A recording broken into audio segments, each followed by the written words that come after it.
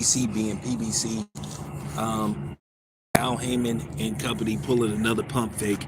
Basically, Sebastian Fundora is basically a liar, and he was just fronting. They had no intentions on negotiating with Terrence Crawford whatsoever.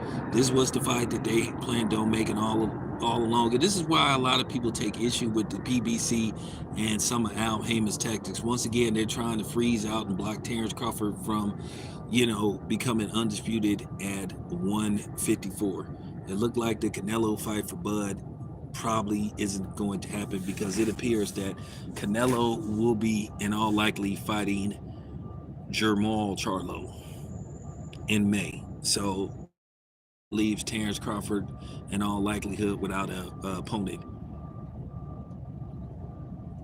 unless he decides to go another direction. But this is some of the tactics that I've been talking about.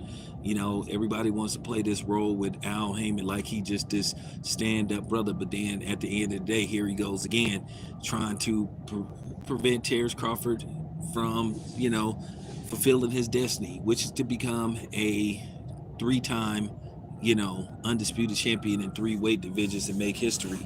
But you know, this was the plan all along. Bud is not a PBC fighter, and unfortunately, if you're not there with the PBC, then they're going to try to prevent as many opportunities as possible. You just got to keep it. You got to keep it a buck. You got to keep it a buck, and you just got to tell the truth about these type of things. This is exactly what's wrong with boxing. All the hurdles, all the game plan, and this is what it, you know, annoys fans about boxing when you have these type of tactics being pulled. Errol Spence hasn't fought in over a year, and we all know that he got battered by Terrence Crawford the last time we seen him. But yet somehow, some way, coming off a brutal loss where he was beaten to a pulp by Terrence Crawford, somehow, some way, they find a way to get Errol Spence a title shot. And then the sanctioning bodies are allowing this to happen. This is why you don't take a lot of these people serious. This is why boxing is not taken serious as a whole. And this is why people, real boxing purists like me, just throw their hands up and just be like, you gotta be kidding me.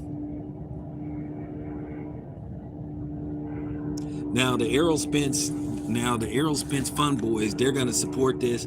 They're gonna ride with this like this makes all the sense in the world. Now let's see which Errol Spence Fun Boys is gonna try to justify this BS. This is complete BS. It's a travesty and it's a disrespect to Terrence Crawford. And it's a disrespect to boxing.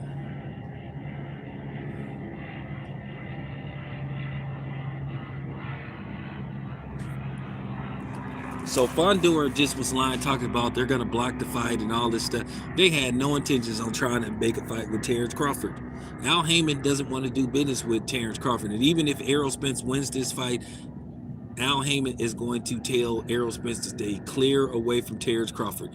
At the end of the day, the beatdown that Errol Spence suffered via Terrence Crawford's hands, I don't think Al Heyman wants to do that to Errol Spence. And then you have to wonder, hell, is Errol Spence going to even be able to get past Fundora?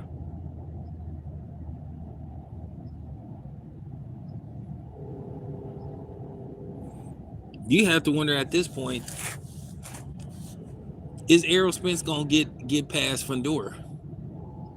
Fundora is going to be a tough fight for Errol Spence. I don't think Errol Spence is going to blow through him. This is going to be a very tough fight for him. So I guess Errol Spence has been cleared. They haven't disclosed the location yet. In all likelihood, this fight is going to be in Dallas because Errol Spence was having trouble getting the license to fight in New York or Nevada and I think California. So in all likelihood, this is going to be at Cowboy Stadium. Now they don't have a date yet, but the fight is going to happen in January. But nevertheless, we'll talk more about it later on.